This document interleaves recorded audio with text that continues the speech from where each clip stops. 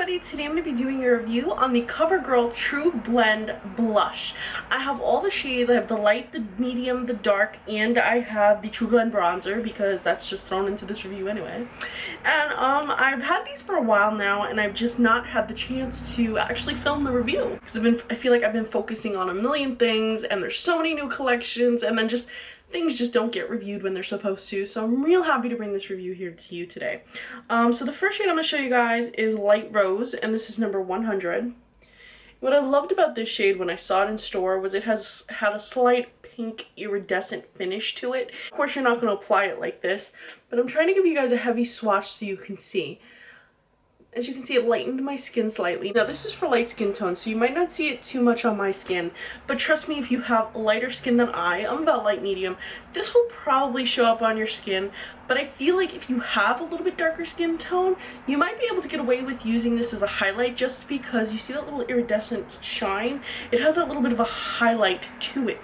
So I feel like this could pass as a pinkened highlight, kind of like what we've seen in Anastasia Beverly Hills. Like if you got their book, one of the shades is kind of pinkish. This reminds me of that. It's not exact dupe or anything, but it reminds me of it. Next shade is number 200, Medium Rose, and you immediately can see that this is a little bit different. This has a swirl of purple in it. This is definitely going to bring out the rosier look in you if you are a medium skin tone, but I still feel like it plays pretty light.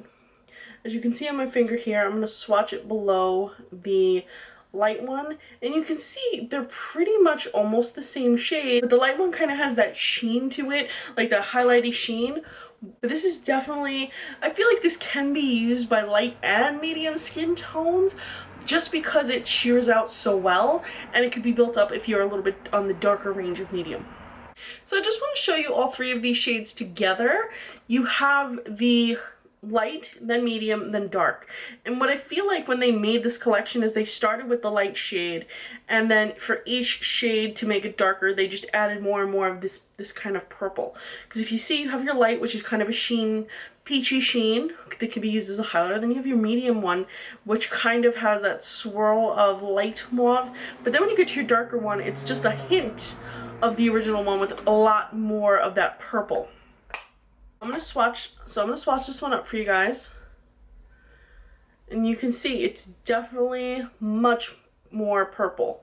So you see how you make a small step between light and medium? You take a giant leap from medium to dark. I would have liked to see from this blush collection some more shades in between. I would have liked to see a light medium and then a medium dark in addition to light, medium, and dark. Yes, you can use a lighter hand to sheer this out, but at the same time I do feel like when it comes to blush, the certain peachy pink tone doesn't work for every skin tone. I feel like they should have added other tones in there, and they've done this in the past where they've released taupey shades of blush and orangey shades of blush to suit different skin tones, whereas this, it was kind of like you're getting peach and mauve and that's it, goodbye.